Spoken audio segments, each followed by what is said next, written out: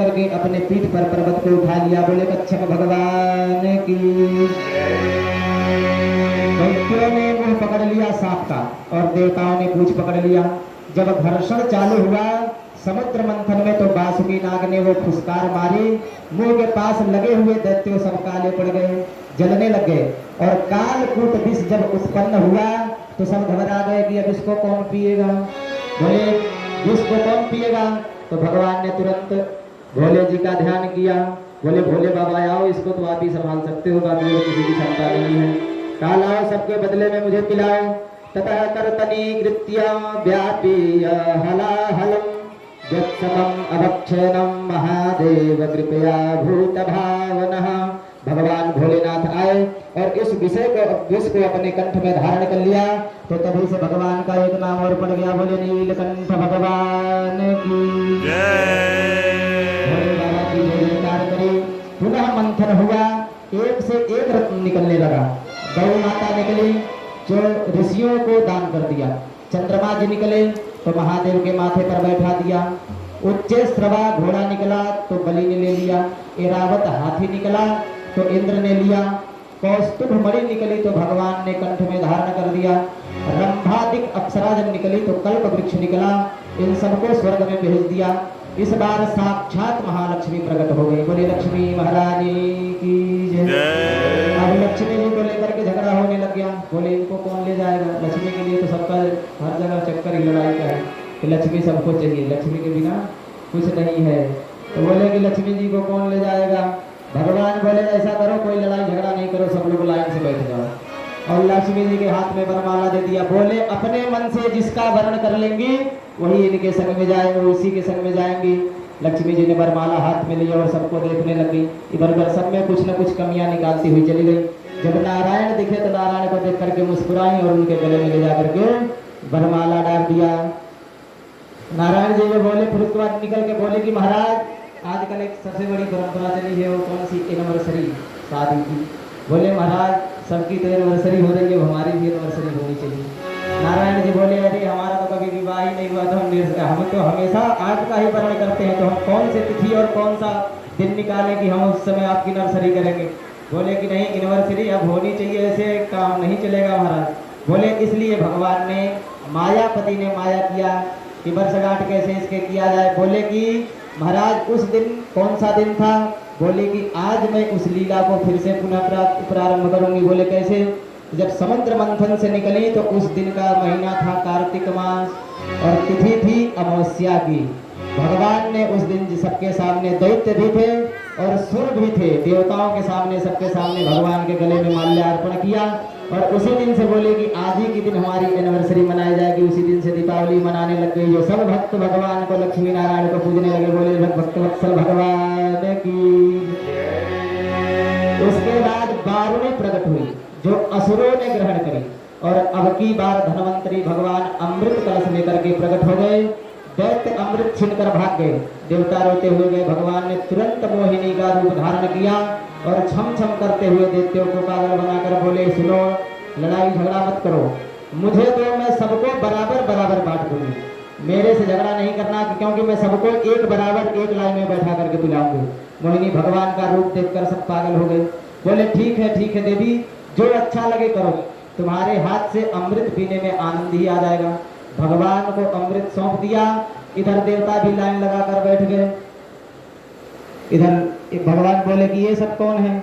तो दैत्य बोले हमारे सौतेले भाई हैं, इनको मत देना। भगवान बोले ऐसा करो कि ऊपर ऊपर जो पानी है इसको इन लोगों को पिला देता हूँ, जो बाकी अंदर का जो माल मेरे बचेगा उसको मैं आप लोगों को पिला दूंगा। कि दो बूंद देवताओं को पिला देता हूँ, बाद में जो पेवर माल है तुम्हें पिला दूंगा। दैत्य खुश हो गए, बहुत होशियार हो देवी, तुम्हें जो अच्छा लगे वो करो, हमें विश्वास है तुम पर। भगवान ने देवताओं को अमृत पिलाना चालू किया। तो स्वर भानु नाम का दैत्य, एक स्वर भानु नाम का दैत्य था, बहुत होशियार था। तो बोला लग रहा है कुछ गड़बड़ है, इसलिए इन्होंने केवल पहले देवताओं को ही बैठा करके पिलाने लग गया। वो सूर्य और चंद्रमा के बीच में आकर के घुस करके बैठ गया। भगवान ने उसे भी अमृत पिला दिया। अमृत गटकते ही सूर्य चंद्रमा ने इशारा कर दिया महाराज ये डुप्लीकेट है, भगवान नहीं है। तो तुरंत समझ गए। भगवान ने तुरंत अपना सुदर्शन चक्र निकाला और उसकी गर्दन उड़ा दी, परंतु अमृत पी चुका था जिससे वो मरा नहीं बल्कि और एक से बढ़ के एक और हो गया, बोला हो गए राहु और केतु, जो आज भगवान को चंद्रमा और सूर्य पे चंद्र ग्रहण लगाते हैं। क्योंकि उन्होंने बताया था कि तुमने हमको बता दिया कि इन्होंने अमृत का साथ ग्रहण करा। बोलिए मोहिनी भगवान की जय। सब दैत्यों को होश आया, वो देवी जी किधर गई। दूसरा बोला अमृत कलश किधर गया। अब न देवी जी का पता और न अमृत कलश का पता। सामने देखा तो देवता पेट पर हाथ फेरते निकाल ले रहे हैं। दैत्यों ने कहा लगता है भैया अपने संग धोखा हुआ है। दूसरा बोला पता लगाओ धोखेबाज कौन थी।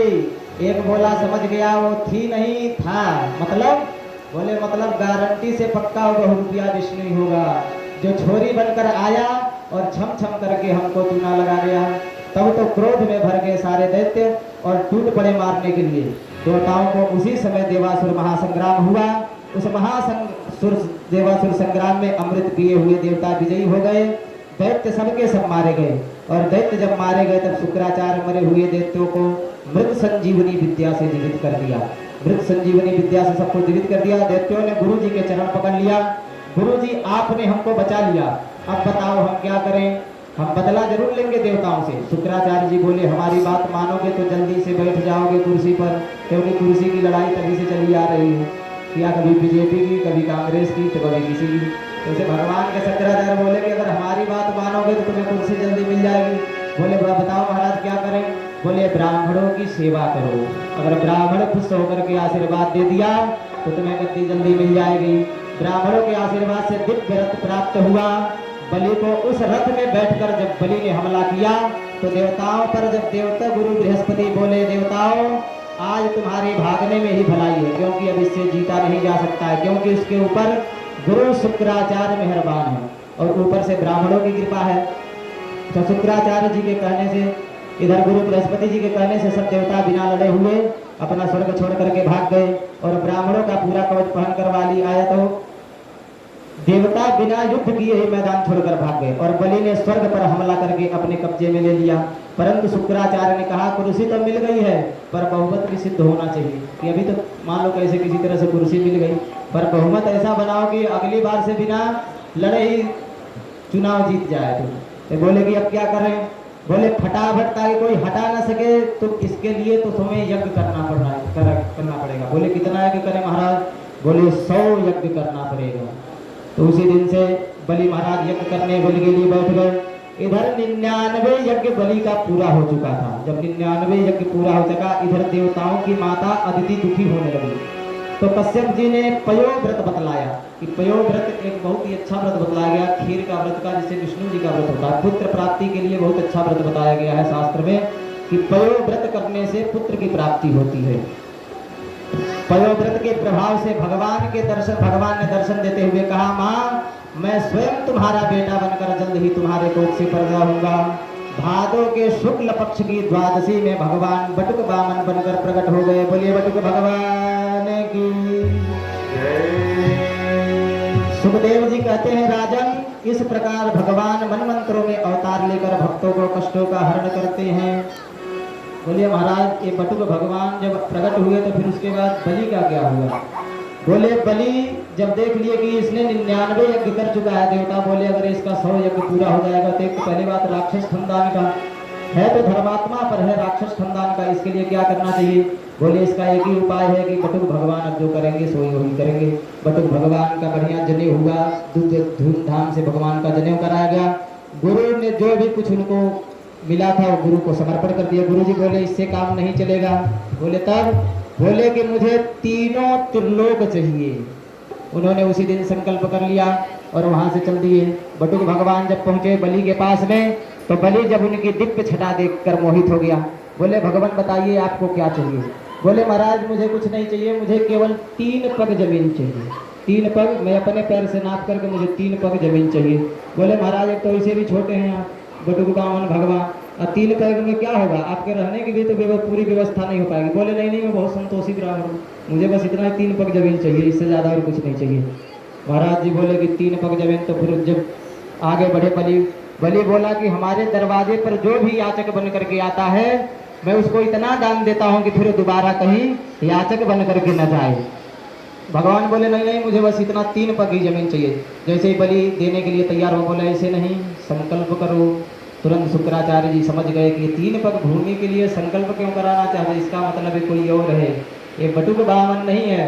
जब शुक्राचार्य ने दिव्य दृष्टि से देखा तो उनको पता चल गया कि स्वयं भगवान विष्णु जी वामन भगवान रूप धारण करके आए हैं। तो उन्होंने उनको रोका। जब वो नहीं माना, बोले नहीं महाराज, मैं जो संकल्प कर रहा हूँ उसमें कोई रुकावट नहीं आनी चाहिए, मैं अपने मन से देना चाहता हूँ तो मुझे देने दीजिए। बोले नहीं नहीं, ये छलिया है, तुमको छल लेगा। बोले नहीं महाराज, चाहे जो भी हो, अगर ये भी हमारी बड़ी बहुत सौभाग्य की बात है कि जो स्वयं सबको देते हैं, अगर वो मेरे दरवाजे पर याचक बन करके आ गए तो इससे बड़ा मेरा कोई भाग्य नहीं हो सकता है। तो बोले कि महाराज आप जल दीजिए, मैं संकल्प करता हूँ। जैसे ही जल देने के लिए तैयार हो गए तो जाके नलकी में शुक्राचार्य जी बैठ गए। बोले ना तो जल गिरेगा, नहीं संकल्प करेगा। वामन भगवान देखेंगे तो ये जल नहीं गिरने दे रहा है। भगवान ने एक कुशा उठाया और कुशा से उस नलकी में डाल दिया, जिसके शुक्राचार्य की एक आंख फूट गई। इस कथा से एक और अच्छी बात मिलती है कि कोई अगर धर्म कर्म कर रहा है तो उसको टोकना नहीं चाहिए, नहीं तो उसकी भी एक आंख गोविंदाय नमो नमः हो जाएगी। इसलिए उसको जो भी जैसा कर रहा है उसको करने दीजिए। भगवान ने जैसे संकल्प किया, भगवान ने स्वयं विराट रूप धारण कर लिया। बोले विराट भगवान की जय। एक पग में उन्होंने पृथ्वी के 7 लोगों को नाप लिया और दूसरे पैर से ऊपर के आकाश के सभी जगह पे नाप लिए। बोले अब तीसरा पैर कहाँ पे रखूं, बलि बता। बोले महाराज एक बात बताइए कि दान देने वाला बड़ा होता है या दान बड़ा होता है। बोले नहीं, दान देने वाला बड़ा होता है।